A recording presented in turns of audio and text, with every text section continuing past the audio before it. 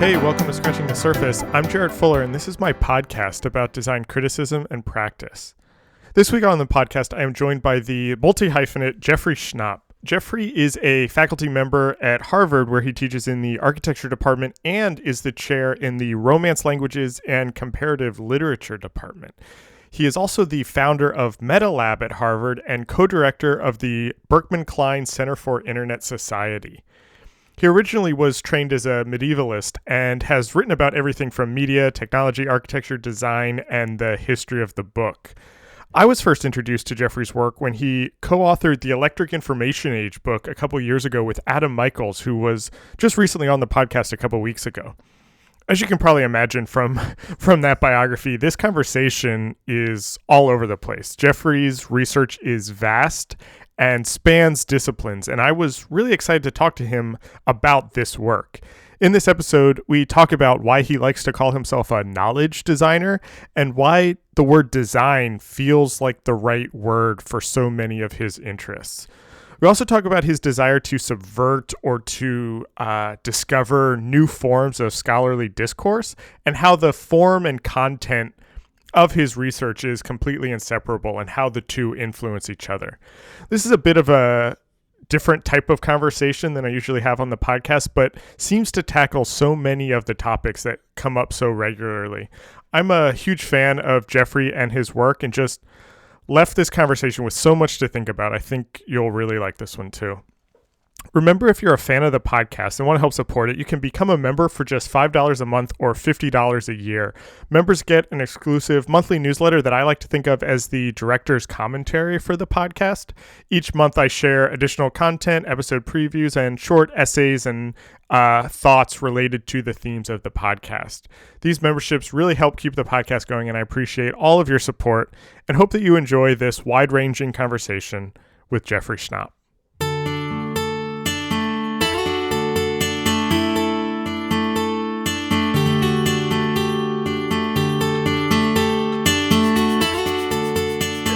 Last couple of weeks reading a bunch of things that you have written, rereading things, kind of reading interviews you've done.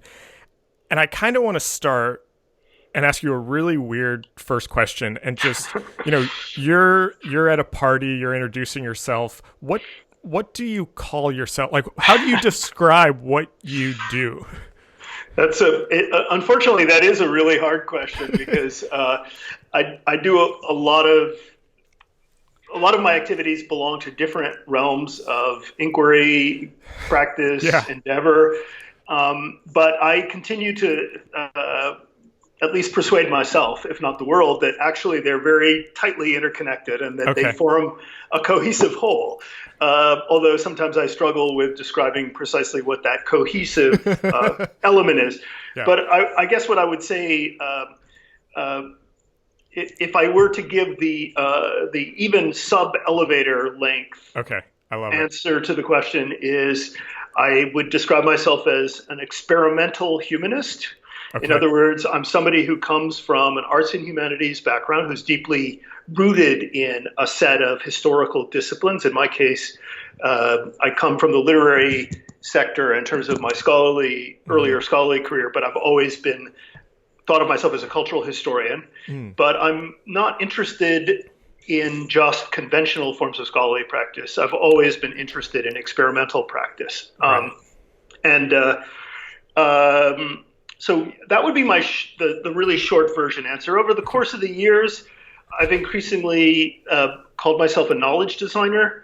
Oh, interesting. Because within that word experimental, what the core values are that sometimes I feel inclined to specify a little bit more than just the word experimental, which could mean a pretty wide range of things, is that what really intrigues me and engages me both as a scholar and as a thinker and as somebody engaged in a number of different areas of technology-based work and design practice is the whole question of the shapes and forms that knowledge and culture could or should assume that build on but diverge from the consecrated and tradition-bound forms. So in the case of scholarly books, for example, one major area of my interest has been reinventing the scholarly book. So what does a scholarly book look like that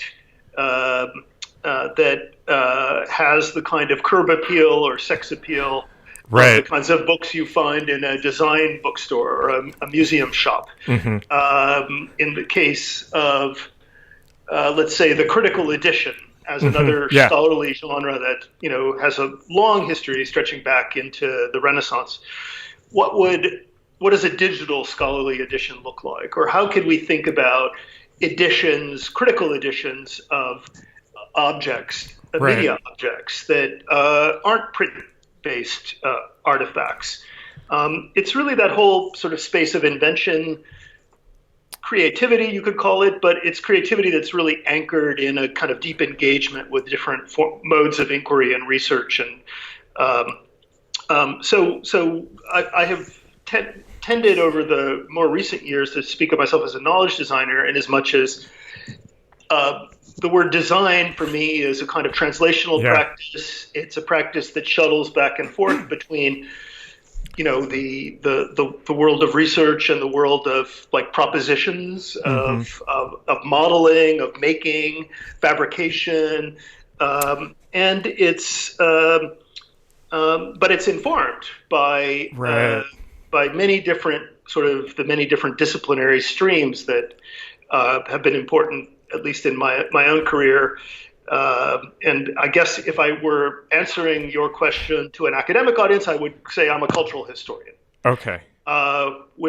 Trained as a medievalist with a focus on 20th century culture, principally Italian. Yeah. But the reality is that is a little bit of a deceptive response, because my deeper commitments are really to experimentation, to design, understood in this broad, encompassing sense of the invention of new genres and forms.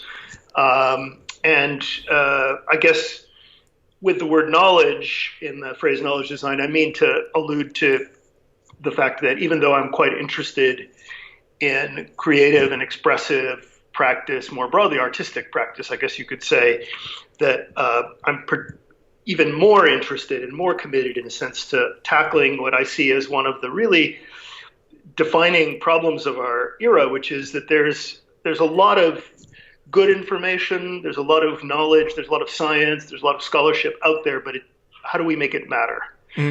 How do we invent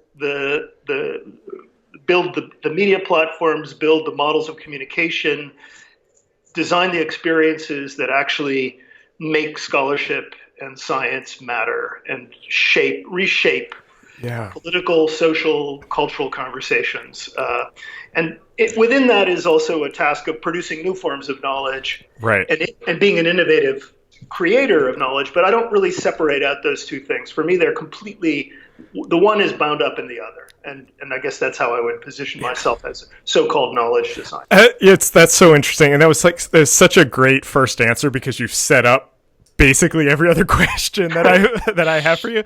But that phrase knowledge designer, I actually find really fascinating. I haven't heard that term before. And you started answering this, but I would love to hear you talk a little bit more about that word design. And I'm curious, I guess, just to kind of, not to make this a leading question, my experience in doing this podcast over the last couple years, and even just my experience of being a designer over the last 15 years, is that the more I practice design, the less I know what design is. That, I went into this profession with a really clear idea of what I thought design was and what a designer does. And the more I work, the bigger that definition gets. And so now having knowledge designer, that's another new definition I can add to this. But I'm curious if you could talk a little bit more about that word design, and why that word, or why the term designer, feels like the right descriptor. Yeah, it's a great question. For me, coming from the position that I come from, which is to not go into my whole biography at length, but just to mark a couple of the key moments, like the direct place that I came from was, of course, the university world, the scholarly community, and so forth. I was a practicing visual artist for a number of years before I went to graduate school. And nice. I had always been interested in computation going back to high school years. So there were various strands in my own background that were buried and suppressed through much of my scholarly career as a literary historian and cultural historian. But for me, the word design, coming from where I do, is a word that messes with something that is a kind of built-in assumption in the scholarly community, even in the humanities, which is that basically that there are these consecrated genres of these consecrated forms, whether they're the scholarly essay, the scholarly monograph, these various genres that have defined the modern history of scholarly practice. And we basically don't mess with those. That when you ask a research question, no matter how immense or how microscopic it is, the assumption is that whatever the modes of inquiry are involved, whatever the scale, they all fit into those molds, those consecrated molds.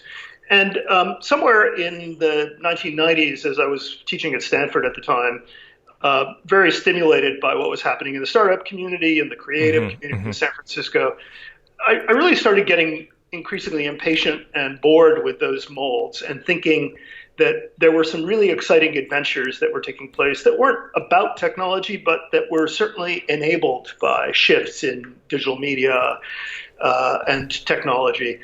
And that what they'd really opened up was a kind of Pandora's box or an era of opportunity, depending on how you look at it, with respect to what scholarship is as a practice and who it speaks to and how it speaks and what languages it speaks, and the distribution networks and conduits, the channels along which such forms might have a future life, maybe a highly expanded, different kind of life. And the word design kind of came to me in the midst of that as a word that connotes a kind of what I would like to say in the most positive sense, kind of contaminated practice. In other words, where one is inevitable, always by definition, almost in this kind of unstable middle ground between research with a capital R and making and practice and fabrication on the other side, like stuff where you get your hands dirty and you've got to place a bed and put a stake in the ground and basically model something, not just discuss it or theorize it. And so for me, that middle space, that kind of translational space, really made a lot of sense for describing a very different relationship between the sort of pure and the applied. That suggested a kind of feedback loop structure like I was describing before, where even before you can ask a research question, you're always already thinking about the various outputs that would be most appropriate to a particular challenge on the research side, where the whole question of form and content is so completely, deeply intertwined, the one with the other, that every research question becomes a design question. That's interesting. And so I mean, for me, design came into the picture in that context.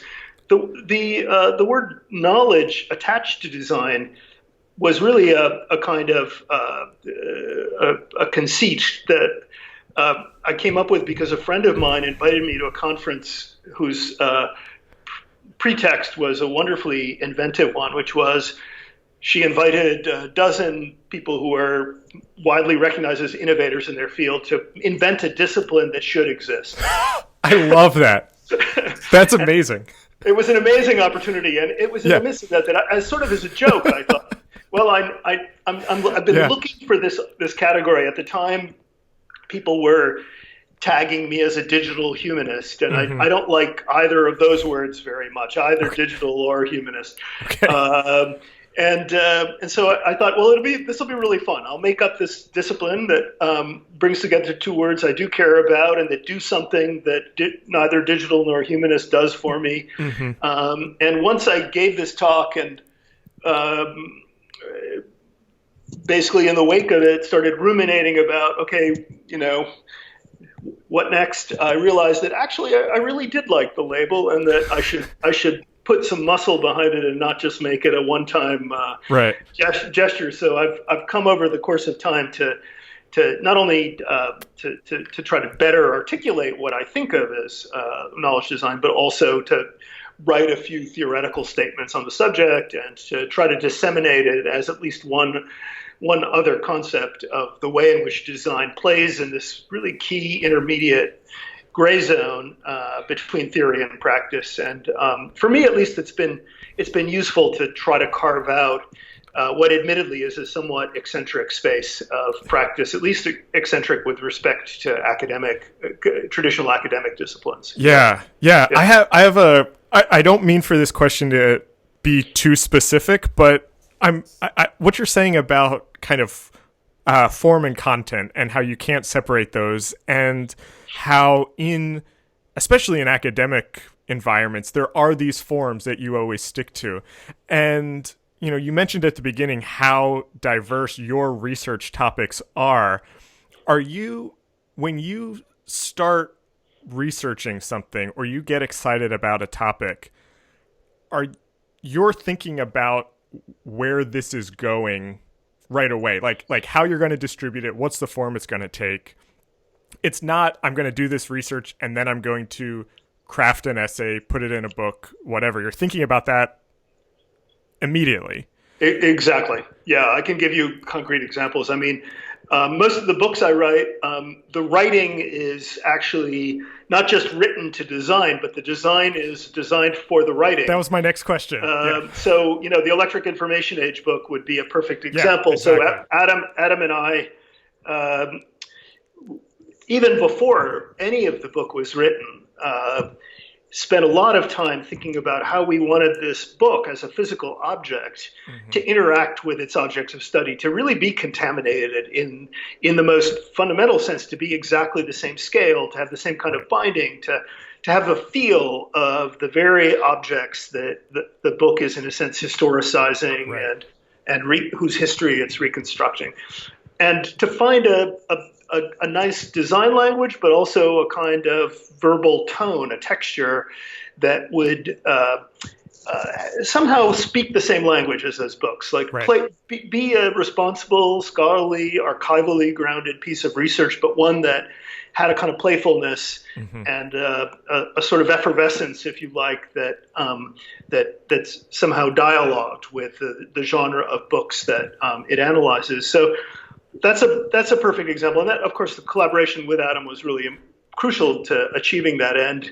We, even as I was writing the main bulk of the essay, I was constantly sending Adam sections. He was sending me concepts for the page layouts, designs.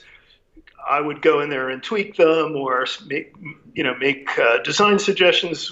Neither of us stayed in our lane, so to speak, and those are the kinds of collaborations I really love. I like getting to in a sense mixing it up in that way where there aren't clear kind of partitioned roles. And similarly, in the last book. Major book that I've done, which is this book called Futur Piaggio, which is a bolted book that's a kind of re-edition of a kind of reprise of Fortunato de Pero's famous anthology in the form of a bolted book, but that combines with that format a format that was borrowed from the Olivetti design notebooks, the red notebooks, of folded French fold pages that are underprinted on both sides and semi-opaque. So there's all these kinds of spatial subtleties to the way the book unfolds. That also, Daniele Leda, who's my collaborator in Milan, and I spent a lot of time really just elaborating the concept and thinking about the scale of the different arguments. So in short, in response to your question, every component of the authoring process is always already being integrated into a design concept that includes everything from supports for the book, extensions of it, to really the nuts and bolts of typeface, page layout, basically visual rhythms of the book. We really like to get our hands dirty around all of those component elements as part and parcel of the authoring process. Yeah, this is reminding me of two things that may or may not be related, but I kind of just want to tell you about them and see if it sparks anything that you want to talk about. A couple years ago, I got really into, in my research, really into this idea of neutrality in graphic design, and that somehow, especially the Swiss modernists, that Helvetica and grids was somehow neutral, and how that has gotten kind of distorted or kind of co-opted over the years.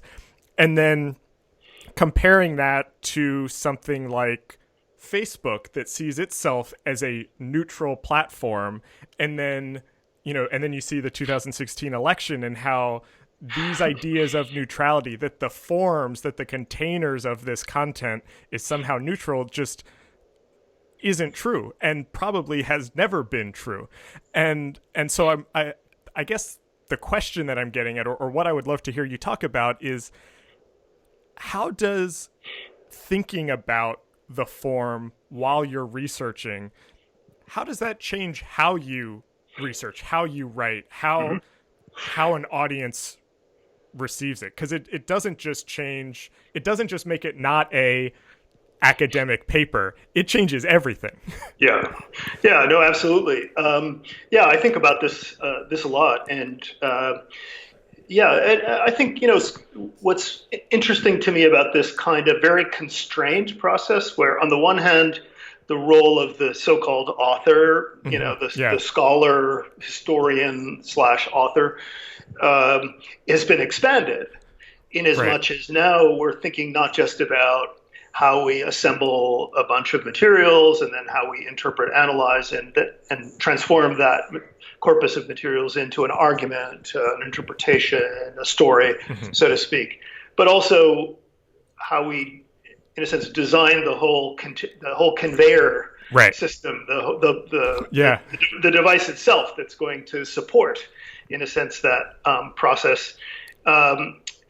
On the other hand, of course, we're also constraining and limiting that authorial role by saying, once you make these choices, you no longer have an infinite number of pages to make your argument. You may only have, space for 300 characters. That's what we allotted. Figure out how to do that. I actually find that kind of interplay of freedom and constraint tremendously fruitful for myself, and have always been interested in the interplay between short and long forms of argument. So one of the things I've tried to do also in my own work is I run a publishing series that was formerly at the Harvard University Press, has now moved to MIT, called the metaLAB Project series, similarly to experiment with kind of hybrid models of scholarly argument that shift back and forth between short form and long form forms of discourse.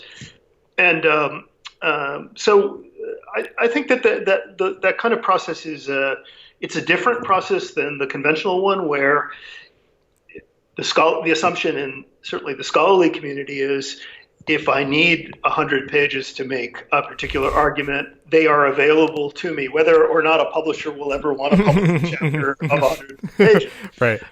There's an assumption of long duration of the knowledge that's communicated and created and communicated. There's an assumption of absolute freedom in terms of scale. There's a whole series of those kinds of assumptions that change when you shift. And that's one reason why certainly people who have been successful and are used to those sort of conventional practices have no particular incentive to change. Of course, there are consequences when one decides not to change. One of them is that most scholarly books have a very limited audience. If one of your ambitions is to make the kinds of knowledge that you create important, significant, available, you may find yourself in a very constrained distribution system.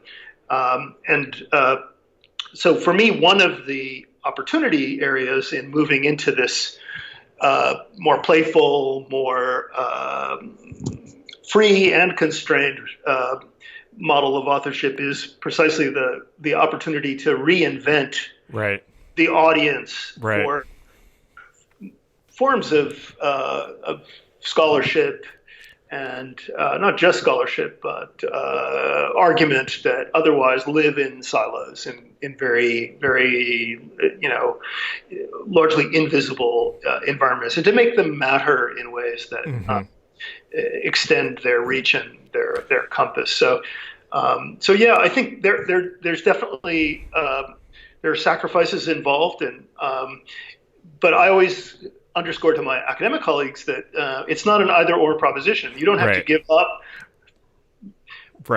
when appropriate or necessary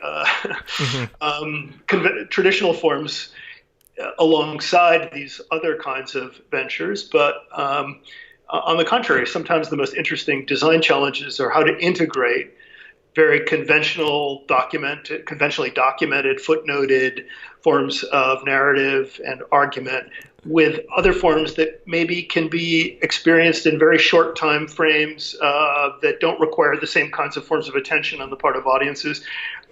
I find those kinds of challenges, this kind of multi-channel approach to scholarly communication, let's call it that, really to be a really interesting design challenge. And a lot of what my lab at Harvard does is connected in one way or another to that question. Yeah, I love that you brought up metaLAB there, because that was something I wanted to talk to you about, because it seems like it's exactly what you mentioned right at the beginning about kind of bridging theory and practice, and metaLAB seems like that's its whole goal, is to not leave these in academia, but to actually kind of put them out into the world. And so I guess I have kind of two questions there, and one is a very kind of simple question, and then one is maybe a little more abstract. But just for listeners who don't know what metaLAB is, and even for me, and I feel like I have a little bit of a fuzzy understanding of it, could you kind of talk about what metaLAB is and how it works? And then the bigger question is,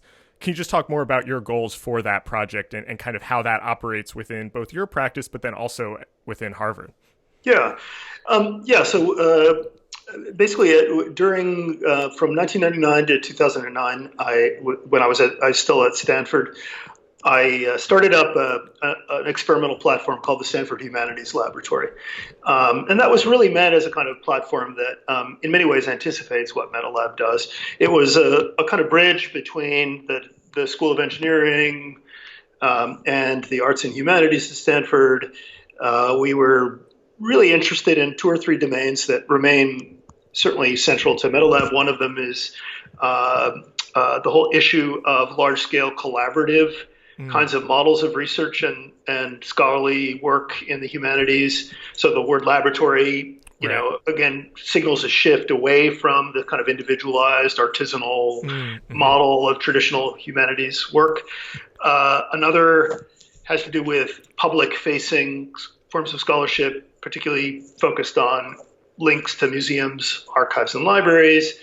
And the third was a kind of different model of pedagogy in the arts and humanities that's hands-on, the kind of studio model brought into the seminar world of the arts. Oh, that's interesting. Yeah. And so when I came to Harvard, and Harvard wanted to sort of create a similar kind of structure, we didn't want to call it the Digital Humanities Center or something like that. I already explained I'm not a huge fan of that label, even though it's a useful label within the academy, at least.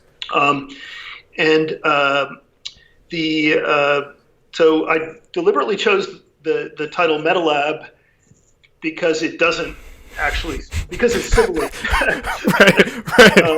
It suggests going meta, and it suggests the laboratory. Right. But really under that label, the self-description that we use today, at least, whether it's an adequate one or not, is we call ourselves an idea foundry, a knowledge design lab, and a production studio. And even though that's a bit of a mouthful, what's meant to be suggested there is we are people who mostly come from the art, design, and humanities world. we are committed to research and to ideation, to exploring concepts, but not in a purely theoretical sort of 10,000-foot level way. Right. But we make stuff. We are a production studio. We get from the world of ideas down into the hands-on, nitty-gritty, dirty stuff of like fabricating physical installations. There's software platforms and all kinds of digital media work in between, but it's a spectrum that runs from the traditional concerns of the arts and humanities in a pure research mode, all the way down to like production, the nitty-gritty of production. So knowledge design is in the middle there. Yeah. To suggest that that's the compass of that activity. So we're basically it's a small lab structure within the Berkman Klein Center at Harvard, which is the perfect community at Harvard. The Berkman Center has been around for about 15 years now.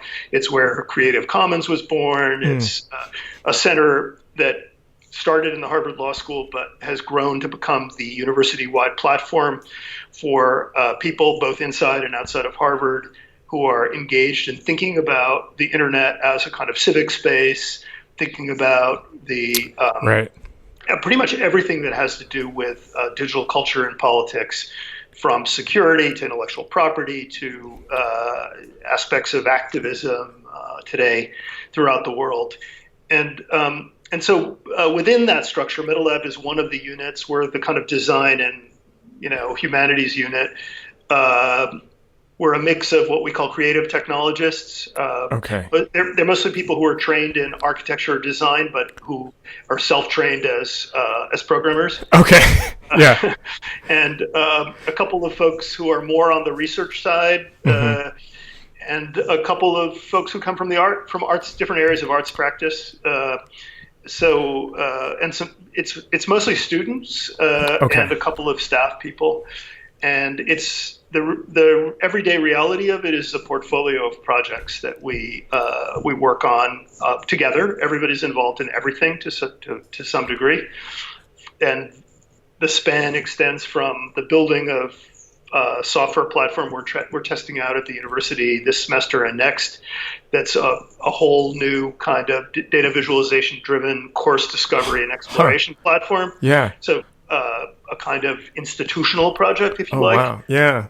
To art pieces, interactive art pieces. One was just at MozFest in London. Nice. And a couple were installed at Ars Electronica in Linz, Austria over the summer. To a publishing series, as I mentioned before. Yeah. Basically scholarly interventions in different topics that I think of as germane to our core commitments. And I would say our work tends to be focused, again, a lot like the Humanities Lab at Stanford, really on kind of reimagining museums, libraries, and archives as these kind of institutions that are at the core of the network of knowledge making, culture making, sort of points of contact between audiences and researchers, and as places of training, of course, of education. So we tend to be focused on partnerships with those kinds of partners. So in short, it's a platform with an experimental focus, where I think certainly what differentiates us from a conventional digital humanities kind of environment is we're not necessarily focused on just text mining. We really think of our practice as a creative practice, but our content, so to speak, is often scholarly content. Historical archives, philosophical arguments, theoretical questions translated into a designed experience or an interactive experience. So it's again in this kind of interstitial space, I would say. And so how do you either how do you personally or the group collectively decide where your focus is going to be? Like, how does the lab decide what it's going to work on? Because I imagine, I mean, just based on your range of interests, and then you have, 24 students, this could go any number of ways. How do you start to focus that, or start to kind of create a working environment where some of these projects can go really deep on these topics? Yeah. We try to keep the group really small. Actually, the first answer is keeping small. Right. So the actual core team is never more than 10 people. Usually closer to 5 people. Oh, okay. And typically projects come about in a number of ways, but typically they kind of bubble up through individuals within that core group. As I said, everybody sort of is involved in every project, but typically there's somebody who's the lead on the project, and a couple of other folks will join the lab, but as a member of that particular project team. That doesn't mean that they'll be involved in everyday, sort of central staffing of the lab.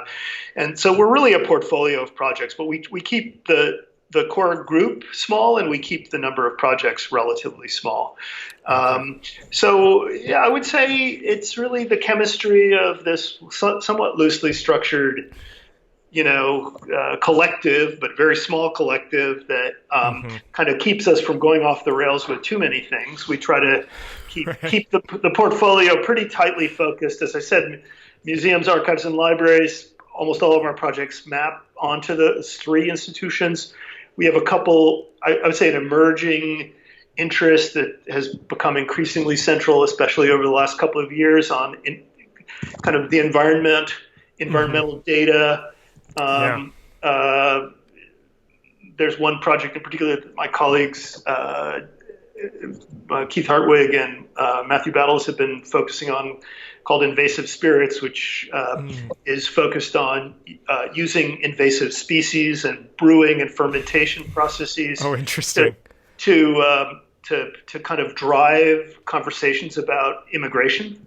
Right. To use creative but lateral ways into hot button, like contemporary social topics. But we're also more broadly interested in botanical gardens and arboreta, and the whole question of how we can curate and reimagine the experience of, these living collections in ways that we've experimented with in museums and galleries. So there's almost always a pretty tightly wound, set of core issues, and we try to keep our focus on no more than a couple of projects at a time. And it's a very fragile structure, but it's also an agile structure. So right. I don't think my experience at Stanford taught me that you can't have it both ways.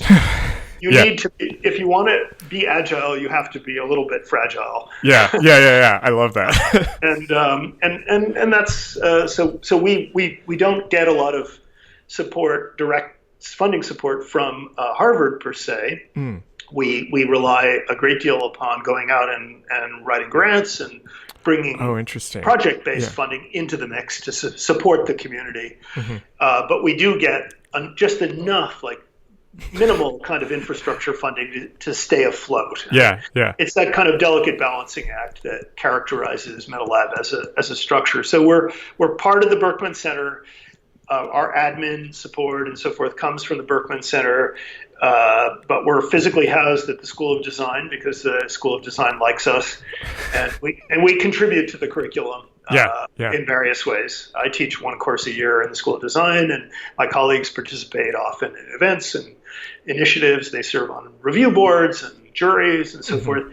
And then more broadly, we speak to Harvard as a whole, but through our role in the Berkman Center. So it's a little bit of delicate balancing act, but I think it's worked reasonably well for the years that we've been in. It seems like it. Yeah.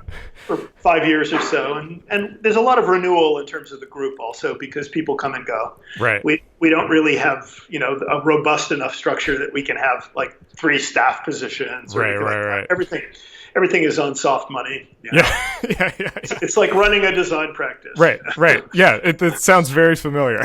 I could talk about metaLAB for the rest of this conversation. I find it such a fascinating structure, but I do want to kind of take some of that and pull back a little bit and talk about this a little more generally. And you mentioned, I don't exactly know how to phrase the question I'm going to try to ask, so I'm going to take a stab at it, and we can kind of go from there. Because you've mentioned a couple times that you don't like this phrase digital humanities, or humanities even.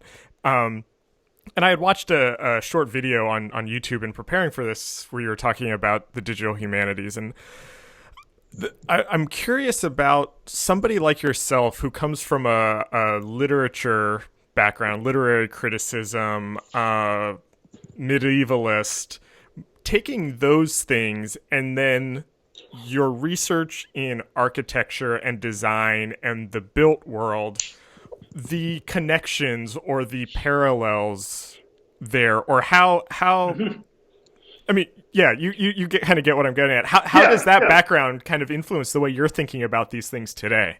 Yeah. Well, first of all, I can reassure you it does, as a first point. Yeah.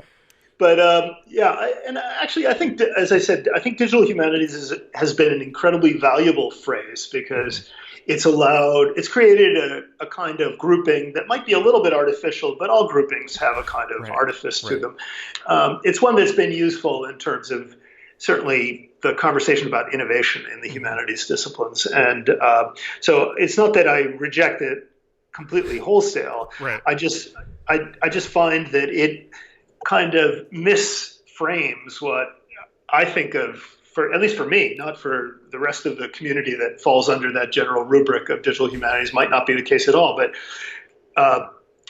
first of all, even though my training is literary, I've always been particularly focused on visual culture. And the kind of work that metaLAB does, and this was true of the humanities lab at Stanford, was also, I think, preponderantly focused on visual media.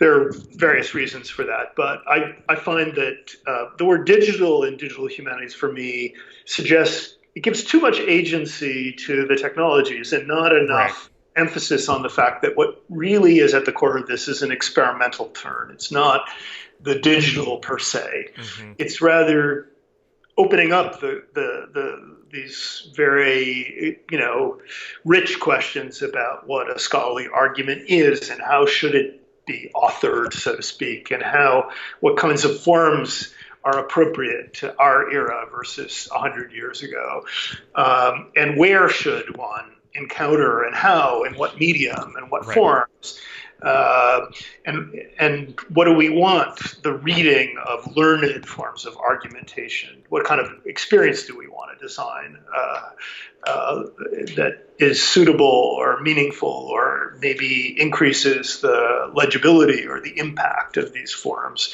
Like those kinds of questions, I think, are not suggested by the label digital humanities, because it seems to suggest that somehow, well, we're just taking the humanities and we're adding digital methodology, right? Which is perfectly fine. There's I'm not going to protest that as a move. It's just it doesn't capture what seems to me the important core narrative.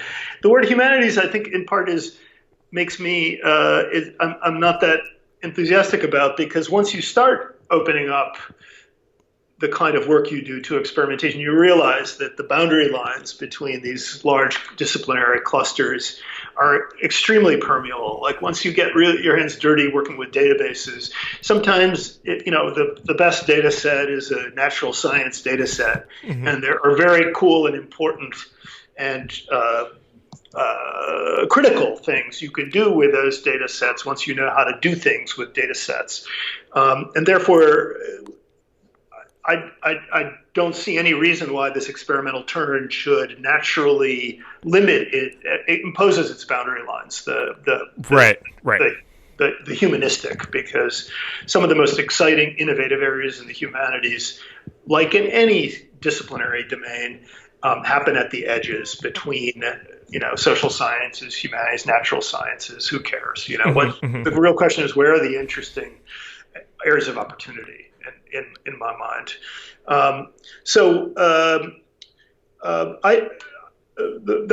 That's my hesitation about that particular label. But I came to scholarly work, as I said, after a number of years as a practicing visual artist, somebody whose, I think, principal interests were in the visual arts, but had language skills, and had accumulated a lot of baggage that hadn't really come together. And in the course of my scholarly career as a graduate student, the most amazing, dazzling minds that I encountered just by sheer serendipity were medievalists. So because I had the languages, I ended up following in their trail. Wow. Yeah. And one of the things about being a medievalist that I've never regretted in terms of my own path, because I could just as easily have focused on 20th century culture from the start, was, that when you work in a preprint kind of cultural environment, the sort of medium specificity, if you like, of high medieval manuscript culture is, highly visual. The larger system of cultural communication was one in which a lot of what becomes assumed as we move into the print era, especially the era of industrial print in the 19th century, was not at all the case in the Middle Ages. And a lot of the strangeness, if you like, of medieval culture really, is very, it's kind of prophetic in the sense that, like, there's certain elements of modernity that are almost impossible to conceive of without an understanding of the really transformative events that happened back in the 12th, 13th, 14th centuries. So for me, the skill set that comes with working, first of all, on this very this distant and very difficult corpus of materials to work with, difficult in terms of often the fragmentary state or the material state of a lot of the texts that you work with. Also difficult just because it's culturally remote. I think was really a valuable intellectual experience that I try to bring to the study of much more close and familiar stuff. So when I've been, mostly over the last 15, 20 years, I've been a 20th century cultural historian. I think if I bring something that's a superior skill set to whatever degree I do to the analysis of architecture or the history of engineering or industrial design, it's because I've been trained never to assume that I have access to the meaning of anything. Which is a core assumption when you work with medieval Latin or that's interesting. Medieval manuscript. So I think that kind of estranged relationship to your objects of study can be a real strength, because I think as a historian, one of the real challenges, if you're really going to do your job well, is to enter into to really excavate, in a sense, aspects of a feature that may look continuous to the reality you still inhabit 100 years later, but to capture that strangeness and the ways in which it doesn't, and to at least have the patience required to really treat it as if you were treating an archaeological relic from 5 centuries or 30 centuries ago. So for me, I think there was a lot of value in that. Also, I think the larger, just the sort of respect that as a medievalist you, and a classicist, one probably could say the same of, that you inevitably develop for, the need for kind of dogged and complex forms of research and analysis that precisely because of the limited intelligibility of a lot of the cultural forms that you have to somehow make sense of, that you can't assume anything, and that you need to look at any given cultural object from a multitude of different angles and somehow weave together all those different views to a single view. I think it was in short, it was a very good kind of training for me. It's been productive, even working on very contemporary stuff. Like, I don't think the way that a lot of my peers do when I approach something, in part because my approach has been so conditioned by working with objects that are not accessible to me and that have all these inbuilt challenges. Yeah, that's interesting because for two reasons, especially I think a lot about graphic design history and how to better talk about that with my students. And I've talked about this with other people I've talked to on this podcast before, so I realize I'm probably sounding like a broken record a little bit, but the design history that I took when I was an undergrad was just slides of images, and it was, look at the drop cap on this, or like here was this kind of illustration style. It was very surface level. Yeah. It was a history of style. It was not a history of graphic design. And I'm really interested in design history that is kind of pulling back a little bit and is looking at the cultural, political, economic circumstances that both made that work and then also that were influenced by that work. And so in that video where you were talking about the digital humanities that I watched, and I should have written this down because now I'm going to mess up what you were saying, but you said something to the effect of, kind of realizing or being conscious that all of these mediums are influencing how we are in the world. And I don't know if I really have a question there other than I'm trying to figure out how to connect that to graphic design, because I am fully on board with what you're talking about. And I feel like often, and this is a blanket statement, but that graphic design is kind of not on that boat when it should be. Yeah. You know what I mean? Yeah, no, I do. I totally know what you mean. And I see it in the form of, if I look around at the even some really wonderful work that I see, the tendency for people to designers to find a particular vein that somehow matured in their own practice and then to stick to that. Yeah.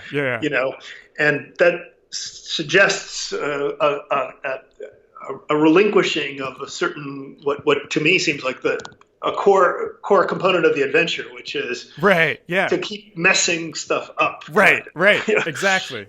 To keep messing it up because of the pressures that different kinds of communication challenges pose and the different demands that they make. So that having your own little house style, so to speak, in the end isn't the most productive way. It may be, commercially viable, but it probably ultimately, from a purely design standpoint, is not going to be the most thriving sort of approach.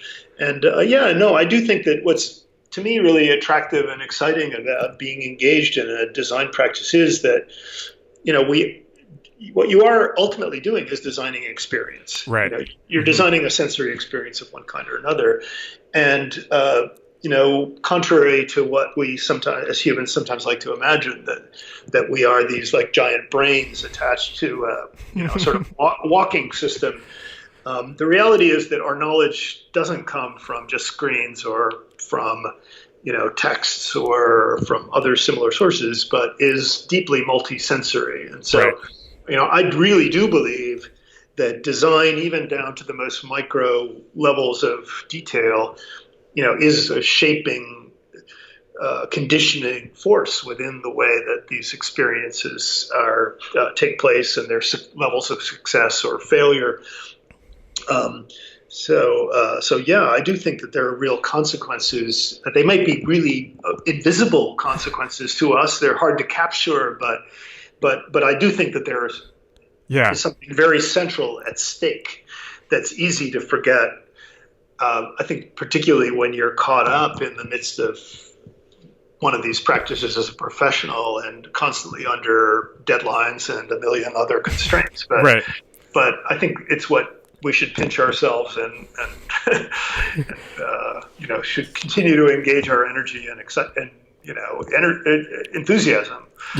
About these practices, because I really do think that they matter. And some of my scholarly peers at a place like Harvard, I'm not sure would agree with me. I'm not sure they really care if I won't name a university press to beat up on, but their university press books are appallingly typeset and just could easily have been circulated in a PDF just as efficiently, if not much more efficiently and inexpensively than. But I truly believe that, like I think most designers, that design really does matter, and it's a critical as well as a creative practice. And if we can make it more of both, that's good for design. Right. Kind of going off of that, though, and kind of talking about how this stuff matters, I personally, and I think this is kind of, I'm not going to speak for every designer, but I feel like a lot of graphic designers, since the election, have reconsidered the role of graphic design in the world and how it functions, and whether or not it is always a force for good, which I think graphic designers are sometimes kind of prone to think. And I think there's been kind of an awakening of the work we do isn't just style and can influence things, and maybe something that is kind of perfectly sleek is actually harmful. And et cetera, et cetera. You could kind of go on with all of these different examples, and it's kind of raised a new awareness or started to ask questions that I think graphic designers haven't always asked. And I'm curious if someone like yourself, kind of working and thinking deeply about design from a more academic side, but also thinking about media and technology, have you sensed that change in your own work, in the students that you're working with, where these things are not theoretical, like these are actually kind of affecting the world? Has that changed at all for you in the last couple of years? Yeah, I think it has. I mean, certainly I've felt very powerfully that the kind of additional pressures and stresses around these kinds of questions in the Berkman Klein Center community, which is a community that's has very sensitive antennae to these kinds of issues. And one domain I could cite as an example is one of the areas where metaLAB is, I think, particularly well established is in creative and critical uses of data visualization. And data visualization has really become a kind of argumentative storytelling form that may be the dominant one of our era, in a sense. If you look at, the annual New York Times most, consulted articles, there's almost always now in the top 10 a couple of visualization stories. Yeah. And I think within the community, we have these conversations, like in terms of our own work within metaLAB, often about precisely this kind of issue of we can make beautiful eye candy yet again, but to what end? What maybe we need a little bit of more grit and ugliness, or do we expose data anomalies rather than patterns? What kind of stories do we tell? And I think the politics of that, the power dynamics of being engaged in a practice that's using highly aggregated, sometimes very large corpora of data, has become acutely, ever more kind of acutely present, I think, in conversations of people who are committed to these practices. So what's a critical practice, or one that exposes or educates people? It's limited to educating people about how to look intelligently at the expert use of these kinds of tools. So I would say absolutely. That's just one example, but I think that there really is an awareness. And I think this point that you brought up earlier about the sort of neutral, the neutral stance of the designer is just a kind of position that we really have to look at long and hard, because it's not neutral. We're working in the service of something, so let's integrate into our design practice those values that we are committed to, because to do anything but that is to advocate other values. I have two more questions, and both of these questions are questions that I always end these conversations with. And this first one is one that I'm actually kind of nervous to ask you because of how diverse your interests are. But I'm really curious, what are the topics that you're especially excited about right now, or where's your research kind of focused at the moment? I would say a couple things. One, I'm very engaged and excited right now about the use of AI for the analysis of cultural corpora. In other words, museum collections, other kinds of data sets, but not because of what typical proponents of AI are interested in. I'm actually almost as much, if not more, interested in how machines generate, how machines don't see objects, art objects, in particular cultural objects, the way that we do as humans, especially as informed humans. In other words, to use AI-based and machine vision in ways that could enrich and expand curatorial practice in particular. So I'm not so interested, I'm not an art historian, I'm not so interested particularly in art history as a field, but rather in using these techniques as a kind of expanded framework within which to look at large numbers of art objects and to try to tell the kinds of stories that one does as a curator, but maybe using the estranged gaze of an algorithm to look at them differently. So sort of, again, playful generative uses of these techniques to look at large artistic databases, visual databases. So that's one area where we have a project that's just starting up right now. I have a collaboration with a couple of museums in Italy. We're thinking about doing a show, eventually using facial recognition technologies around portrait collections from the Renaissance to the present, that kind of stuff.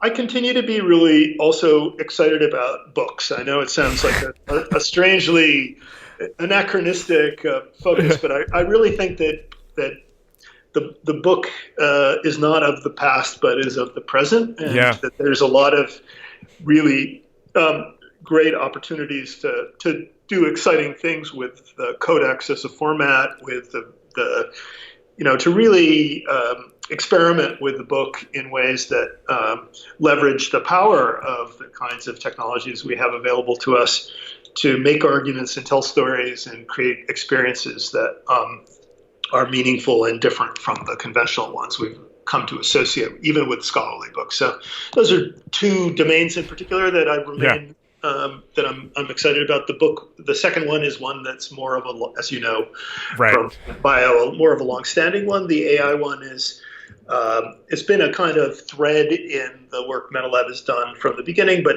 maybe not quite as visible. Yeah, I love that. Both of those are so interesting for different reasons, like you said. And it leads into my last question. And again, this is one that it feels strangely hard to ask you this question, but I'm curious, who do you read, or who are the writers that you're kind of drawn to or find yourself returning to again and again, or even maybe not writers, maybe it is like, what are the books that have kind of influenced you or that are on your reading list? Ever since writing the Electric Information Age book, I've had a kind of, sort of come to McLuhan moment. I spent a lot of years disliking McLuhan, thinking he was overrated as a thinker, but I haven't entirely changed my mind in that regard. I still think he's in many ways a limited thinker, more of a synthesizer perhaps than an original thinker. But I do find that as I go back to his work, I teach understanding media. Oh, nice. Every now and then in courses that I teach here at Harvard, that actually there's some gold nuggets there that continue to engage my interest. But I would say, aside from McLuhan, I mean, I don't read a huge amount of theory, but when I do, it tends to be oriented towards the sciences. Okay. I've been just recently rereading some Bruno Latour, which I really like. Nice. Yeah. On the laboratory, just because I think a lot about research, models of research. Yeah. Structures and communities. And I would say the rest of my reading list is pretty literary. Okay. I've been rereading Cervantes, who is one of my key model authors going back to my undergraduate years, and find him an infinite source of I love that. of imaginings of all kinds. So yeah, it's pretty eclectic, as you probably could have guessed. That was my thought. Yeah. But yeah, no, fortunately, there's so much more to read that that's right. a question to which the answer is always a work in progress. Right? Yeah, I mean, and that's why I always end these conversations asking that question, is because my reading list isn't long enough already. I like to always kind of get a couple more out of each of these. This was so great. I enjoyed this a lot. Like I said, I'm a big fan of just the way you kind of think about all of this stuff, and have found it very influential on the way I think about my own practice. And so I'm glad we finally got to do this. Thanks for being on the podcast. It's my pleasure, Jarrett. I look forward to continuing the conversation at some point. This episode was recorded on November 2nd, 2018. Our theme music is by Andy Borgasani. We're on Twitter and Instagram at Surface Podcast. You can find us wherever you get your podcasts and at scratchingthesurface.fm. Thanks for listening.